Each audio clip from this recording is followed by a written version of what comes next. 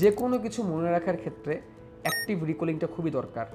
অর্থাৎ আমি একটা টেকনিক তোমাদেরকে শিখিয়ে দিচ্ছি, তুমি কতদিন পর পর মনে রাখবে। প্রথম দিন তুমি যেটা পড়লে সেটাকে তার পরের দিন অর্থাৎ দ্বিতীয় দিন তুমি সেটাকে পড়বে। দ্বিতীয় দিন পড়ার পর তুমি সপ্তম দিন সেটাকে আবার পড়বে। প্রথম দিন, দ্বিতীয় দিন এবং সপ্তম দিন। সপ্তম দিন পড়ার পরে সেটাকে তুমি 30তম দিনে আবার পড়বে এবং তারপর তুমি এক্সামের আগে পড়বে, দেখবে তোমার পড়াটা খুব ভালোভাবে মনে থাকছে। অর্থাৎ প্রথম দিন এরকম আমি এখানে লিখে রেখেছি 1, 2, 7, 30 এবং এক্সাম।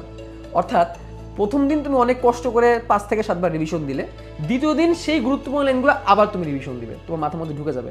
এবার তুমি আস্তে আস্তে মাঝখানে ইন্টারভ্যালটা বাড়াবা, মাঝখানে গ্যাপটা তুমি বাড়াবা।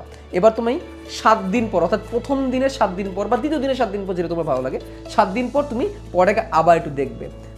এবার দেখো একটু সময় বেশি লাগছে, কারণ মাঝখানে তো 5 দিনের একটা গ্যাপ ছিল, বাট কোনো প্রবলেম নাই। এই যে তুমি সপ্তম দিনে আবার তুমি পড়াটা দেখছো, দেখতে কিন্তু বেশি সময় লাগে না ভাইয়া, জাস্ট 15 থেকে 20 মিনিট হলে তুমি দেখে নিতে পারবে। বাট এটা তোমার মাথার মধ্যে সেট হয়ে যাচ্ছে কিন্তু, এবং তুমি যখন 1 মাস পর আবার দেখবে তখন তোমার পড়া ঝালাই হয়ে যাবে, খুব বেশি সময় লাগবে না, কারণ তুমি রেগুলার তো দেখার মধ্যে যাচ্ছ পড়াগুলা।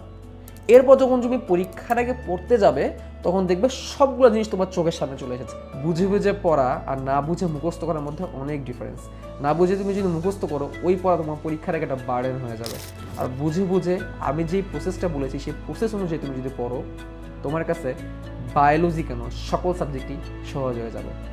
তারপরে যদি কোনো প্রবলেম থাকে এই ভিডিও ডেসক্রিপশনে বা কমেন্ট বক্সে তুমি জানিয়ে দাও, সেই টপিক নিয়ে আমি কথা বলবো ইনশাল্লাহ। এবং পরবর্তী কোন টপিক নিয়ে তোমাদের সাথে কথা বলেছে সেটা আমাকে জানিয়ে দাও, ইনশাল্লাহ পরবর্তী ভিডিওতে দেখা হবে। আল্লাহ হাফেজ।